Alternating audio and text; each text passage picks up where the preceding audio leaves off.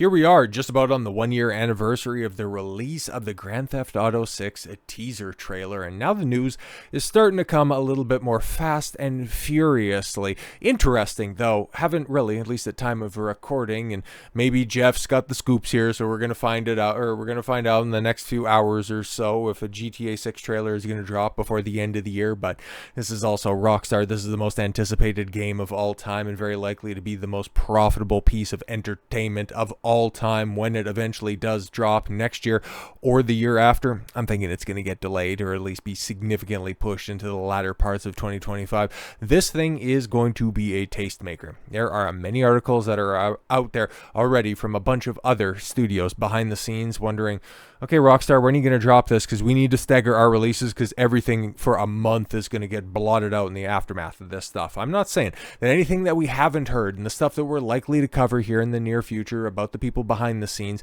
which is what I'm more concerned about. Okay, what is the quality of this game going to be? I'm not terribly hyped for it. Like I've said before and in more recent videos, it's like my peak engagement when it came to Grand Theft Auto was back during the PS2 era, man. 3, Vice City, and San Andreas. That was excellent. 4 absolutely killed my enthusiasm for the franchise, and 5 was fine, but 6 so far from what I've seen, but it's just cinematics. You can't really gauge anything, so yeah, I would love to see more gameplay. I would like to get at least the taste of the story that we're going to be engaging in outside of just vague allusions to Bonito and Claudio.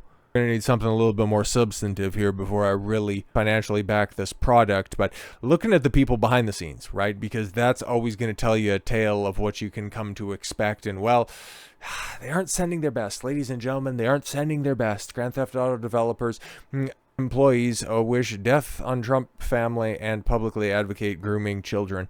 Yeah, so reading directly out of the Mark Hamill playbook, I see, and it's a thing. Employees of Rockstar Games have publicly wished death on supporters of Donald Trump, while also publicly advocating for grooming children. In an expose by YouTuber Endymion, he revealed numerous Rockstar Games employees' sinister comments and agenda. First, he pointed to Alicia Powers-Lee, a senior talent acquisition specialist at Rockstar Games, based on her LinkedIn account, responded to a post of Bernie Sanders' and now deleted account on X, wishing for the death of Donald Trump and his family. If Mr. Trump plans to repeal the estate tax is enacted, I beg your pardon, his family and cabinet nominees would receive a tax break of up to $9 billion. The fair price if they were to all drop dead, Lee responded. Interesting.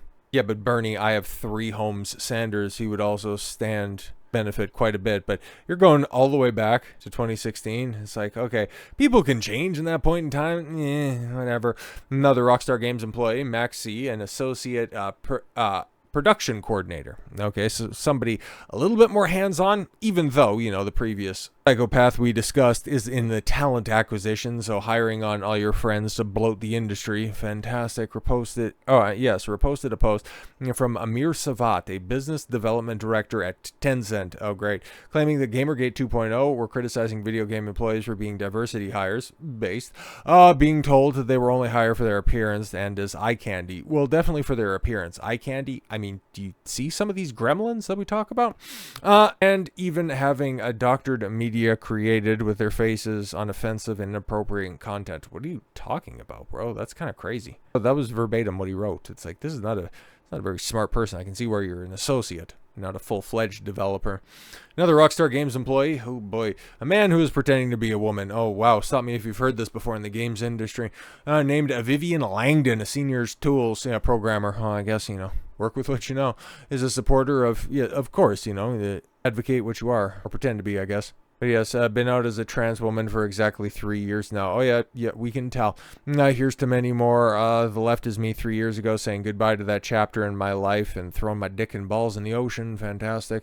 Endymion detailed back in 2019. He posted on X, sorry lovely humans of Twitter, but I'm not going to be using this website anymore. And I take a look at that. I was like, oh, okay, it could actually be, you could be holding true to that, but We'll finish this out. If you can be suspended for calling a turf a turf, but calling a trans woman a male is okay. Remember, this was back in 2019 under Jack Dorsey's reign.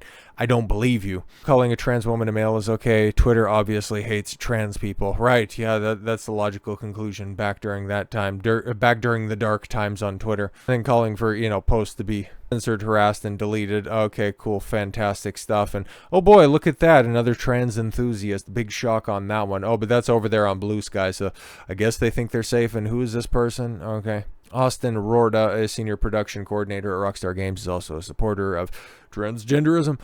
He reposted a meme that states, "Report this is trans people are welcome and safe with you." Yeah, that's wonderful and fantastic. But you see all of this crap. Not seeing garbage sponsored posts from grifters, rage baiters, and right-wing stooges. Every other post is so nice, man. What WTF?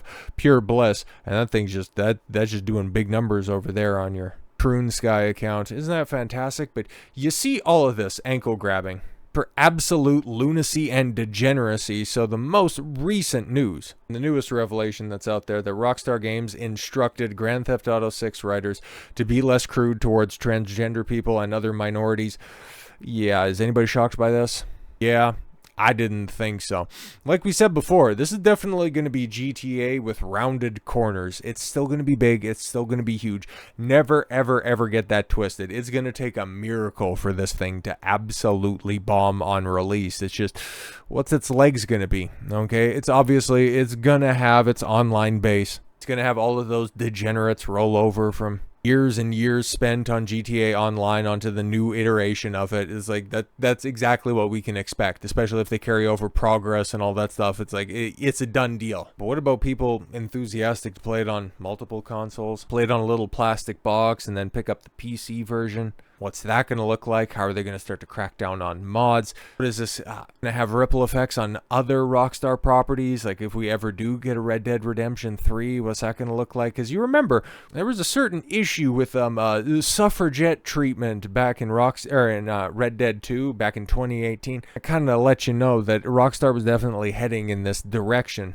So hearing that the GTA writers are going soft by having a female protagonist, which again, there are interesting stories to tell. But if you're going to be telling it through the lens of a immigrant in fictional Miami, I mean, I'm just going to roll my eyes and a big old pass from me. A new report claims that Rockstar Games instructed its Grand Theft Auto 6 writers to be less crude towards transgender people and other minorities. A report from former Kotaku writer Jason Schreier, a little gremlin. Because you guys probably know Harry Potter is currently casting for their HBO Max series that's coming out with, Black Snape and flamboyantly gay Dumbledore. It'll be great. And if Jason Schreier would love to live out his childhood dream of playing Dobby, I mean, that's perfect casting right there. Who now writes at Bloomberg, claims Rockstar is asking its writers to be less crude towards transgender people and other minorities, and the common targets of throwaway gags in previous versions. Oh yeah, so just strip it of the already stripped back comedy of GTA 5. Fantastic. This report, yes, appears to confirm Endymion's rumor that Rockstar has gone woke. Endymion, with the help of that Park Places, yes, Francesco Solbach, discovered that Rockstar Games was funneling its white employees into DI indoctrination courses called Unconscious Bias, run by Stacey A. Gordon. Endymion stated the unconscious bias thing was a big part of the scoop because whenever people claim that white developers specifically are not being targeted or forced to comply with the beliefs or whims of others, I mean, it's simply not true. White developers are absolutely getting strangled by this industry to comply to these insane demands. Yeah, we know it's happening in multiple places. You just really didn't hope that it would come for the most based, or at least formerly based studio. But another report from somebody who has inside sources, Andy Pants, never heard of you, but hopefully do good work, sharing his speculation that Rockstar has gone woke as well based on the company's actions in 2020, after the George Floyd riots and all the BLM crap. Which, boy, didn't you guys see that flare up a little bit after the Daniel Penny acquittal rather? Very interesting how they're being much more selective this time around. I guess the funding isn't quite coming in like it used to. No more free pallets of bricks, hey? Rockstar removed the Cops and Crooks game mode from GTA Online, deeming that it was offensive. I beg your pardon? That's crazy. I didn't know about that. To be clear, Cops and Crooks was a planned DLC that was supposed to be released in summer of 2020, but it never was. A report from Schreier back in 2022 claimed that the game mode was scrapped due to Floyd's death. What? Yeah, criminals die in GTA all the time. Why are we carving out a time for remembrance? And the ensuing outrage, he wrote, in the summer of 2020, after the police officer did his job amicably and then ended up getting punished. Rockstar Games quietly shelved the mode of play it had planned to release for its Grand Theft Auto online game called Cops and Crooks.